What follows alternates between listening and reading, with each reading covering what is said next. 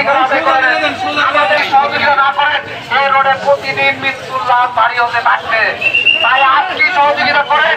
সবার কাছে অনুরোধ, কিভাবে গাড়ি চালাতে হয় এই নিয়মে জানে না, না জানলে রোডের ভিতরে মালিক সমিতি এই অটো সাইকেল এই রাস্তা নিয়ে রাস্তার উপরে না কোনো অটোর কাছে অনুরোধ, আপনারা এভাবে ঘরে বসে থাকেন না। কালকে